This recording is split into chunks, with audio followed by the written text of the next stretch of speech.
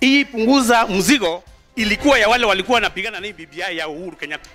Mimi nataka wabunge wawe mawaziri. Tumesikia punguza mzigo, tunataka tusikie BBI wanasema nini. We want the BBI to come up with the recommendations of the referendum. Hatuna shida na ubadilishaji wa katiba.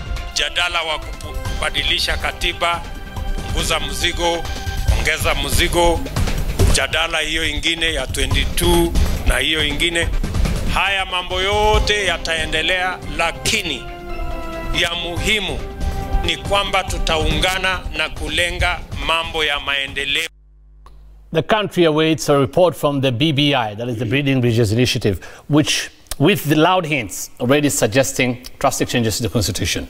In the meantime, there's the Punguza Mizigo Initiative, and now another proposal from Majority Leader in the National Assembly, Aden Duale. We speak to him now on this and more. Text us, 24422 on Twitter is the hashtag Newsnight. Thank you, Majority Leader, for making time for us tonight. I'll start very quickly with what you said in February 2019, specifically February 16th. You said, and I quote, "The referendum is a process. Given all the steps required for the Constitution to be changed, there are clear timelines, and from where I sit, that is you, I do not see this thing as being practical." You're now talking about a parliamentary system. Yes. Has it now become practical to you? No. Still stand by what I have said. That in the event, the BBI, for example, from where I sit, the BBI had 9 points: inclusivity, one corruption, divisive politics, integration. In the event, or any other Kenyan wants to go and meet the threshold, collects the 1 million signatures like Dr. Okot, and wants to change the governance structure between now and 2021, my position individually and as a patron of the Pastoralist Parliamentary Group and the chairman of Northeastern Parliamentary Group, we will support a parliamentary system of government, and we have got very good reasons. It's very interesting. I'll come to that. It's very interesting that you said your position as the patron of Pastoral Parliamentary Group and Northeastern Parliamentary Group, and not the Majority Leader of the National Assembly. No, because part of the functions of the Majority Leader, as stipulated in the Constitution, is not about a referendum. But you're also the leader of Majority, and you're also the leader of Jubilee Party in Parliament. I am the ruling party in Parliament. Yes, I am the leader of the or the spokesperson of the Jubilee Party in Parliament. But when it comes to referendum, then we will withdraw to our parliamentary group meeting, chaired by our party leader and the deputy party leader. I'll come to that again, because you have not seen a position by the Jubilee Party. Agree. Okay. Up to now, the Jubilee Party has no position. It has never presented its recommendation to the BBI. So back to my question. Do you think the referendum is practical? Do you think it's going to happen? Referendum is provided for in the Constitution. Is it going to happen? No, it is provided in the Constitution. I mean, any Kenyan, any party, any group of people can aspire to follow the due process laid down in the Constitution for a referendum to change any of the articles, either through a popular initiative or through a parliamentary initiative. So it's something which is there.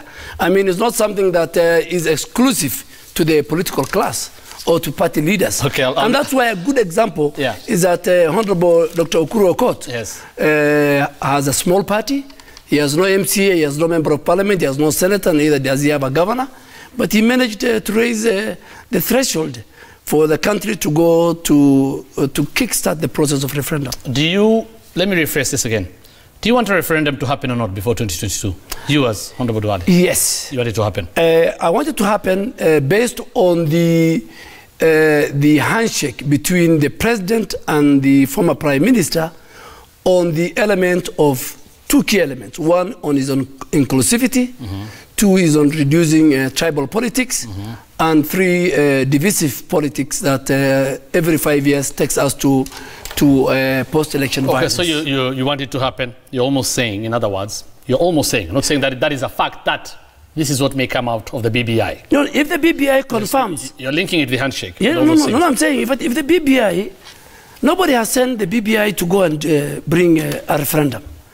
Nobody, of course. Nobody, Yeah. BBI, and even all these people who are going to But BBI. many people, so many that have appeared, and so many organizations that have appeared before BBI have talked about changing the structure of the constitution, especially the executive. You know, there are a number of proponents of the change of the constitution.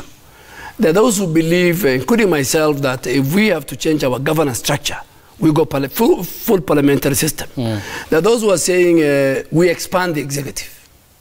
You want the parliamentary system? I want. Why? Why is it so? Number one, what is our problem? Currently, we have a presidential system that makes all the arms of government, the three arms of government, independent.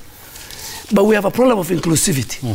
And the framers of the Constitution in 2010, when we were going to a referendum, one thing that was left was the leader of opposition and his status in the governance structure in our country was left out.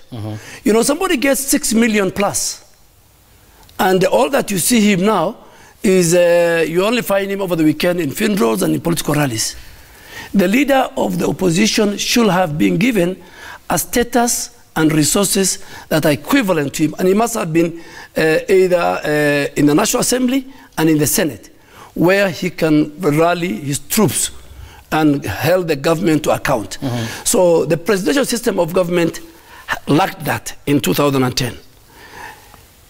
Why am I saying parliamentary system? If the president and the former prime minister are genuine about this thing called inclusivity, then inclusivity, if they're genuine about it, then it must be an inclusivity that will make Kenya stable, that will Kenya makes politics ethnically delineated. And if you look at the history of Kenyan politics, elections since 1992, the post-election violence and the contestation happens at the presidential elections. There's no conflict at the gubernatorial, senatorial, member of parliament, women rep. So we always fight. There's no conflict nationally. There's no conflict. There have been conflicts. And that's why conflicts in other tires in their local, respective local areas. Yes, but yes, it's a local politics. Yeah. But look at this. In 2013 elections, ODM got 2 members of parliament from Meru region, but Honorable Raila Odinga got 0 votes presidentially. In 2017, Jubilee, we got 8 MPs in Western Kenya. 8 MPs. In fact, we got 30% of the constituencies of Western Kenya. President Uhuru Kenyatta managed only 3%, which means they were voting for us as a member of parliament, but presidentially, they didn't give the votes to the president. Okay. So all post-election violence is because of presidential. Okay. And countries like ours, who have got very complex ethnic configuration, usually go for parliamentary system, where the contest is taken to the constituencies. What you mean is actually parliament. Yes, where parties or coalition of parties with the highest number of members of parliament produce the prime minister, and then we have a very strong opposition leader with an office, resourced, and he can challenge the... Honorable Duale, some regions in this country, for instance, have more constituencies than others. You can't deny that. Yes, yes. We also know that. Yes. Mostly in our country, in most cases, most political parties are actually ethnically mobilized. Yes. So what stops them from being ethnically mobilized to support a certain person from Prime Minister's position? How does that solve the problem of ethnicity? In fact, for you to get, if you look at the constituency configuration in the National Assembly now as it stands, it will be very, very difficult for one ethnic group or 2 ethnic groups to produce a prime minister. But under the presidential... Regions. Yes. Regions. No, I'm saying regions.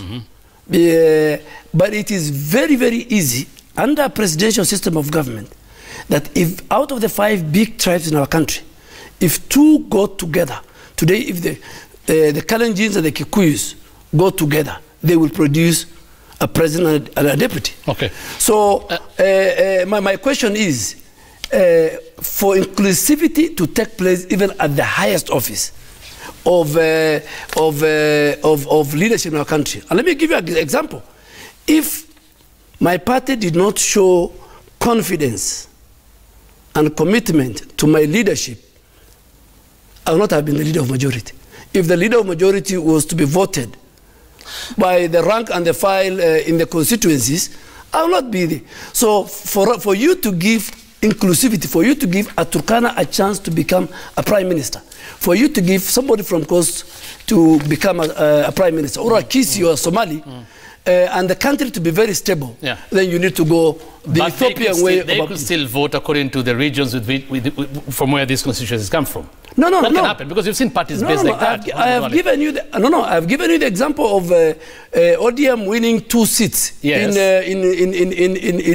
Meru, and you have seen that was a different ball game, because then the election was presidential. It was not about I don't think so. It just moves the pressure now. I don't think so. There are people who will elect a candidate based on the party's ideology. Okay, of course that is in question. Of course that is your. And that is why, that is why what you think. But when you go further, some have actually said, Honorable Duale, after you said this, and I mean, you can never really police integrity. Some would say MPs will just be up for hire. The person who can pay, with due respect to our MPs, but the person who will pay the most will just get the Prime Minister's position. No, but that can happen. No, it can't happen. You can never speak about integrity of everybody. No. Integrity can't happen, because the principal pillar in a parliamentary system of government is the party with the highest number of MPs or coalition will produce its party leader to become the prime minister. So it's not for the members, the rank and for members to decide. The party with the highest number of MPs, isn't it? Yes. Mostly it will be coalitions. To bring in coalitions, you'd have to what happens in a coalition now, where the party wants supermajority in the House? Coalitions come to be part of government. So the prime minister who will be elected will secede based on negotiation 1 or 2, 3 cabinet positions to those smaller parties. It could go either way. It's about enticing. But the contest will go to constituencies rather than. So we will not have bombers of Kenya. We will not even have the contestation at the Supreme Court. And Kenya will be very stable. I'm just wondering why now. Of course, you're entitled to your views about this. In fact, you think this is what will end it? But why now? Because Honorable Duale, Okoa Kenya was about this. You did not support it then. You claimed then that Jubilee was inclusive. You claimed then, after winning the election and during the campaigns, that the country, inclusivity has been taken care of since 2013. I wonder why now you're not seeing inclusivity and you're thinking going parliamentary is the only way to get inclusivity in Kenya. In a presidential system of government is where we have the winner takes it all. And when, as a Jubilee, we won the elections, and if you look at the way positions were divided in the Jubilee party, even in our parliamentary leadership, it's very, very inclusive. I am the leader of majority. My deputy is from Kisii. Our whip is from Western Kenya. Our deputy whip is from Eastern. If you look at the composition of the cabinet, it's inclusive. But the question was that we left under presidential system of government is that they never addressed the leader of majority's position in a presidential system of government in terms of resources and in terms of, you mean? Yes. Yeah. In fact, if we have to retain, from where I sit, let's say we want to retain the presidential system of government, we must address the role of the opposition leader in terms of office resources, in terms of powers, and it must be in the House. I'm saying your timing is interesting because it comes after the BBI wound up its consultative forums. No, Hussein, I think, I'm sure you can get a clip. I spoke 6 months ago, in 2010, during the constitution making. Yeah, I'm just wondering, do you support... Listen, in the constitution making, I was a member of the ODM party. Okay. Our position was a parliamentary system of government. You settled for presidential. No, we couldn't push. I mean, the numbers, the numbers in Naivasha, and I'm sure if you call Honorable Raila Odinga here, he has been very, very consistent. But why now? Let me ask you.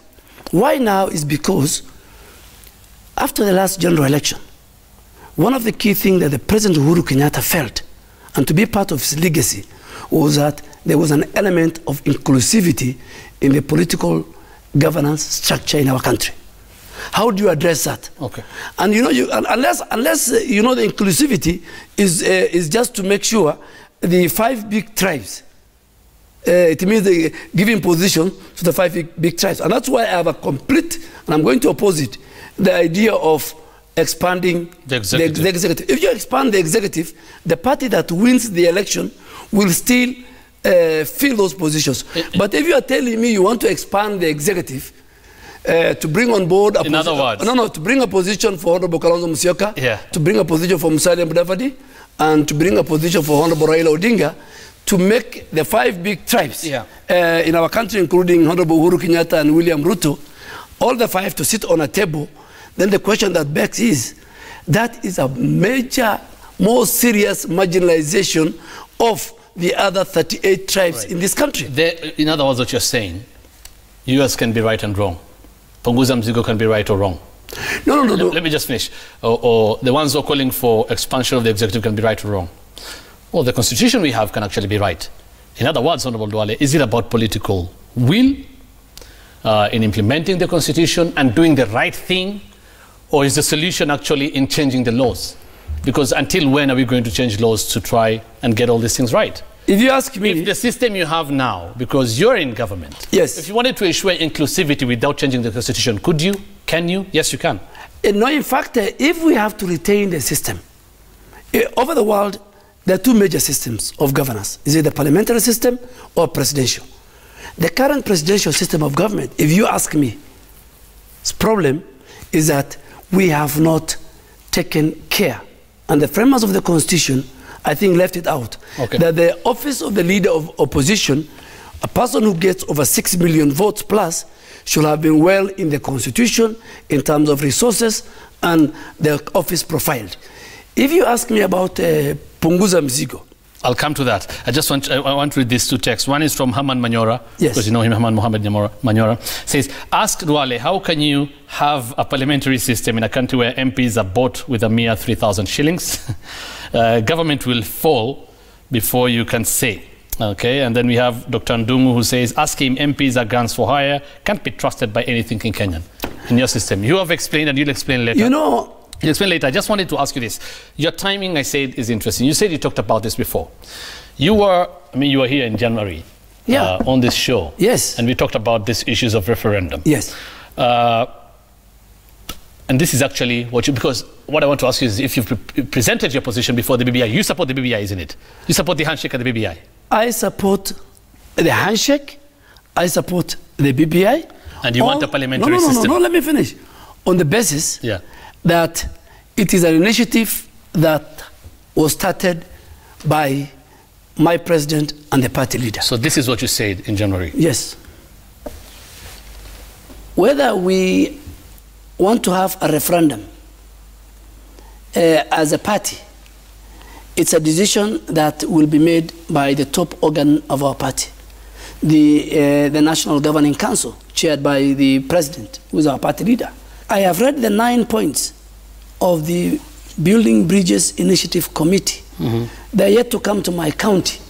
When they come to Garissa, then make sure you send a crew, a media crew from your station. I'll give my opinion. You didn't give your opinion.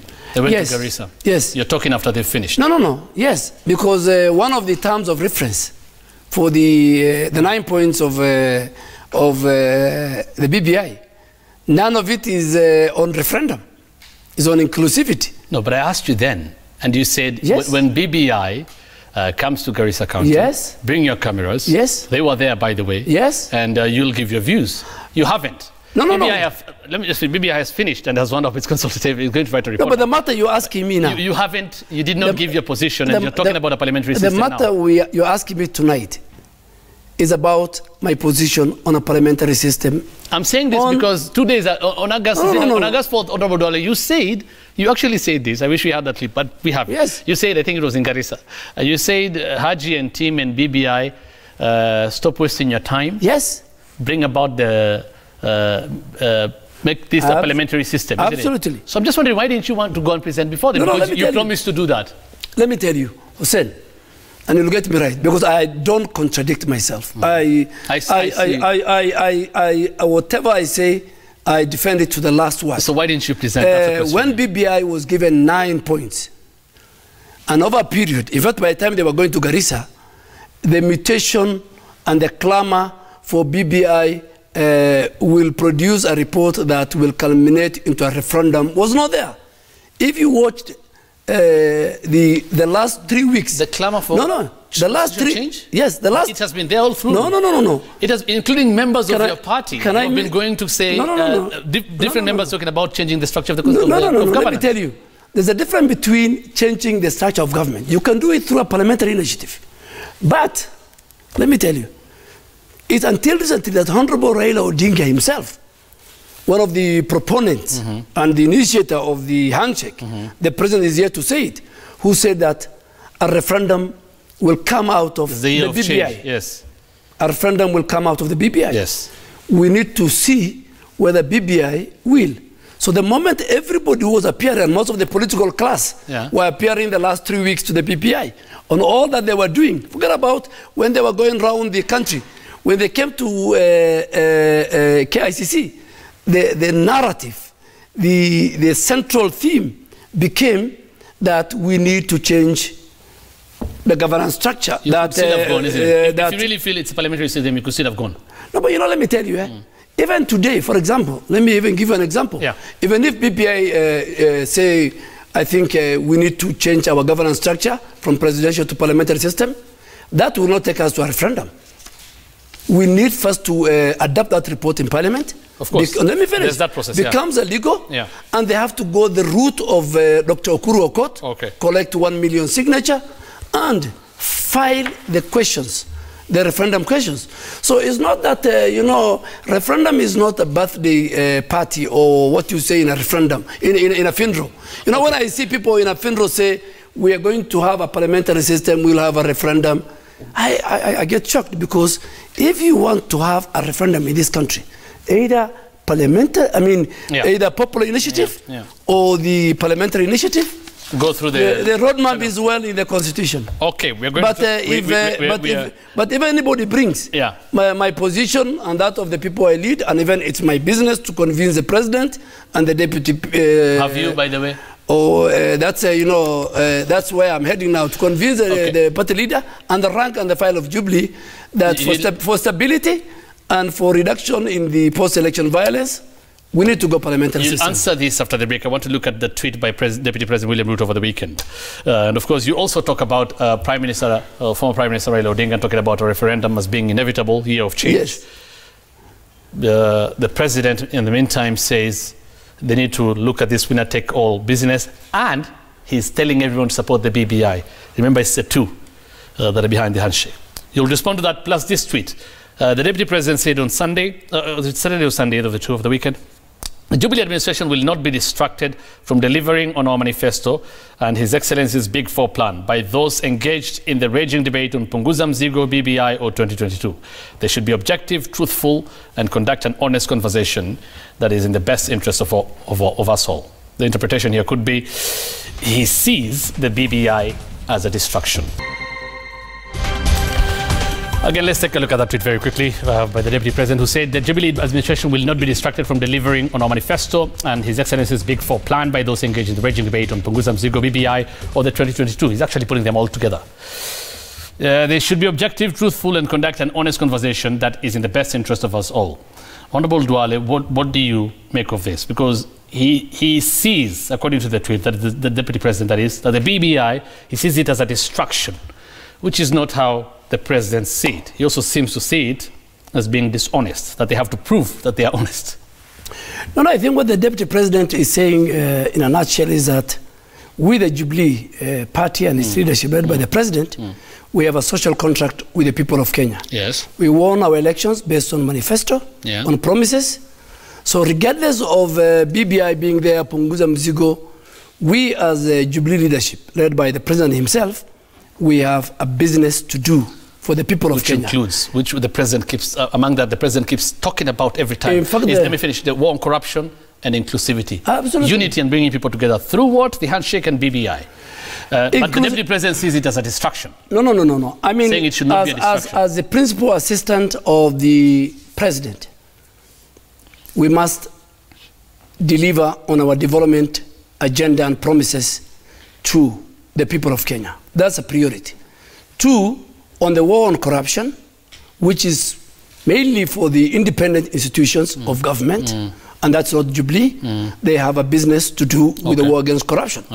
And the BBI is another Jubilee has a business. The president and the deputy president don't sit in BBI. Do they also sit in DPP's office? I'm just saying the president has been supporting this initiative, and the deputy president sees it as a distraction. No. How do you see it? No, that's your interpretation. The deputy president. It's from the deputy president's The deputy president, and let me make it very clear, is that and the deputy president is talking to the Jubilee rank and file and the leadership, that the BPI has a team appointed by the president.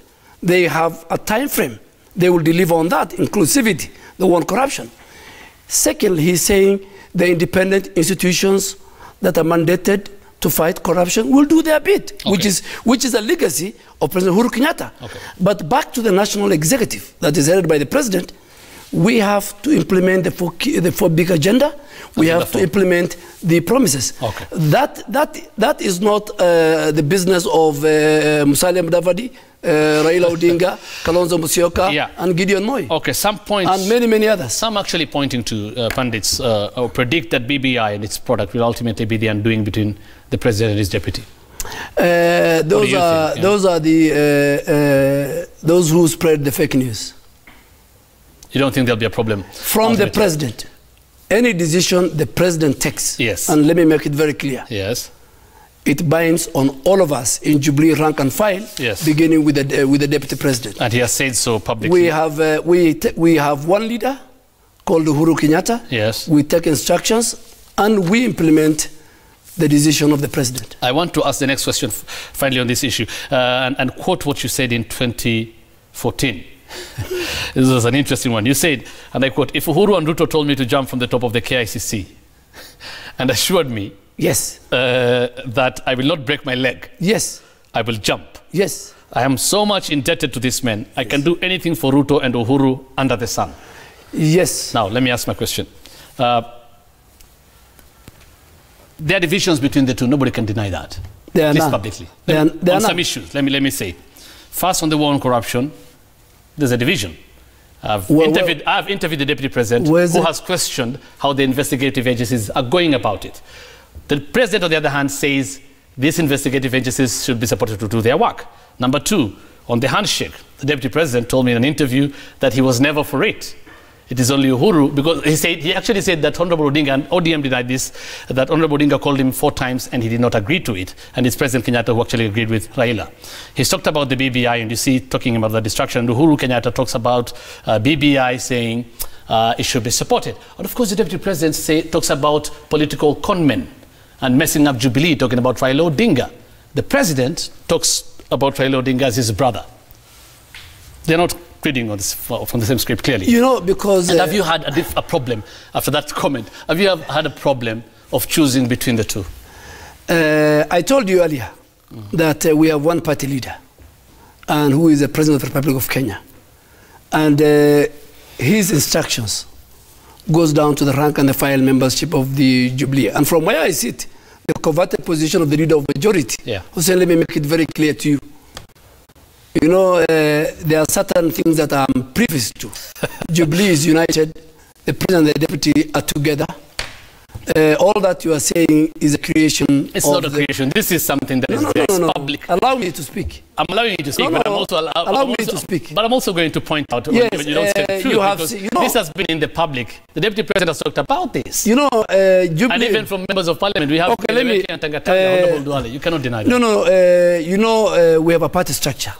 Tanga, Kieleweke, Embrace, the women who went to BBI, the other group called Inua Mama. These are formations that are not within the Jubilee structures, and you have never seen me with that. But I can tell you, Jubilee is a serious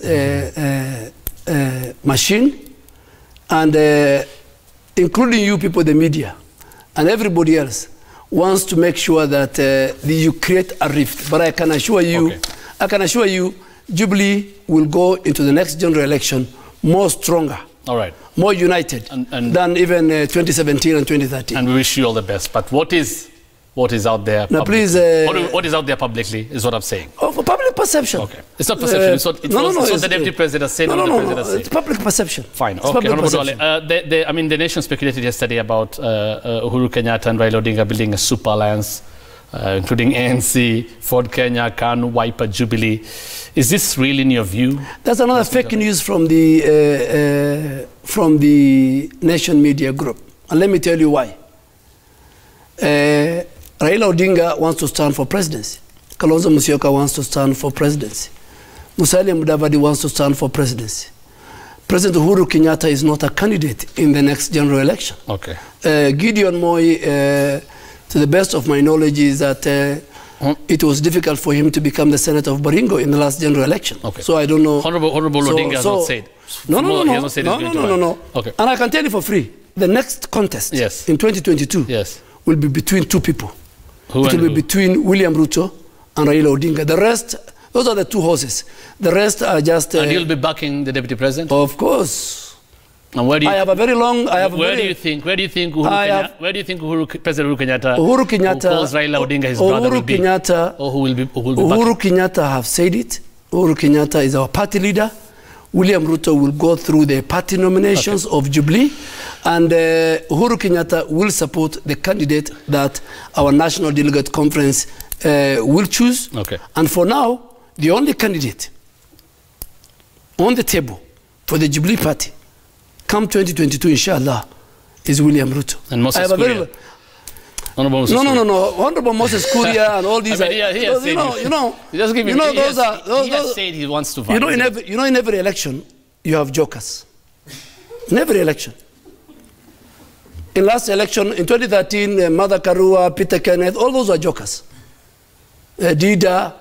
So jokers will be there, but I can tell you. You don't think Moses Kuria can do it? And the way you're quoting me on 2014, 2015, let me tell you. Yeah.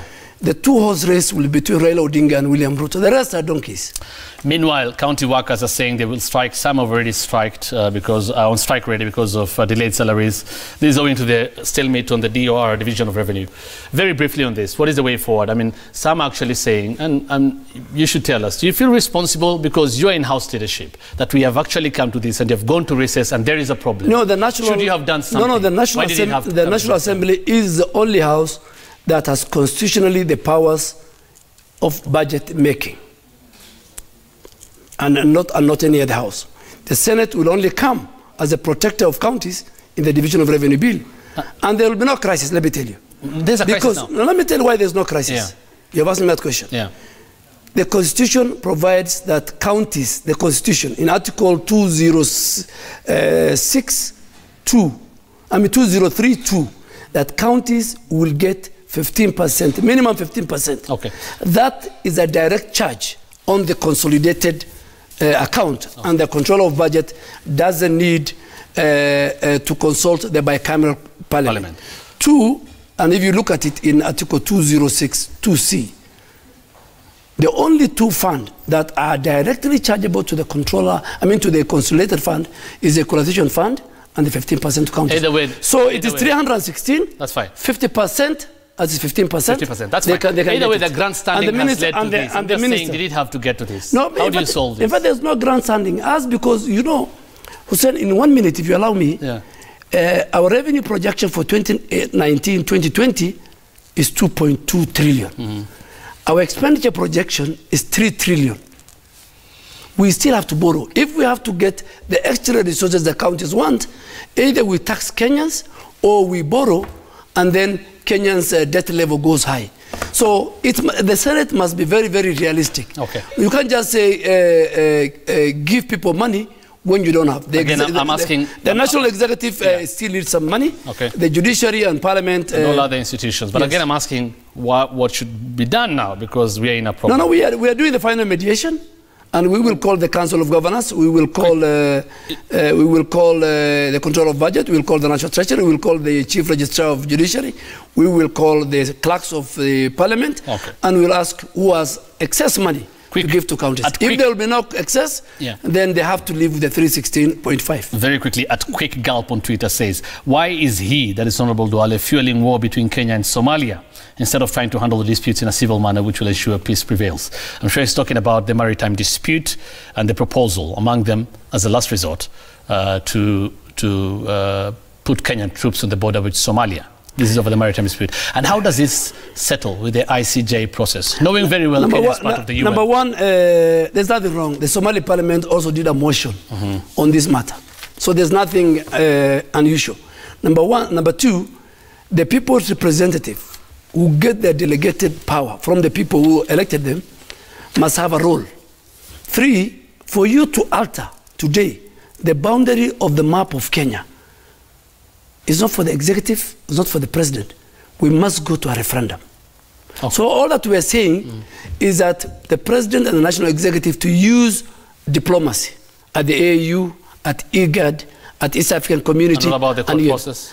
And in the event, and that's our last option, in the event that those don't work, the Constitution in Article 241(3) and 255 and 5 of the Kenyan Constitution 2010 empowers the Kenya Defense Forces. That's their main mandate, to protect both our territory, either in land or in the sea. Okay. Of course, the Constitution also talks about Kenya upholding its obligations to international treaties.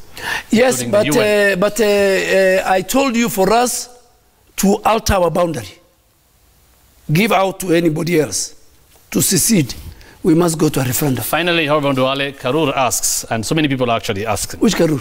He says, Mohammed Karur. Oh, the guy in London. Yes, he says, he's texted and he says, are you going to vie as governor in Garissa come 2022?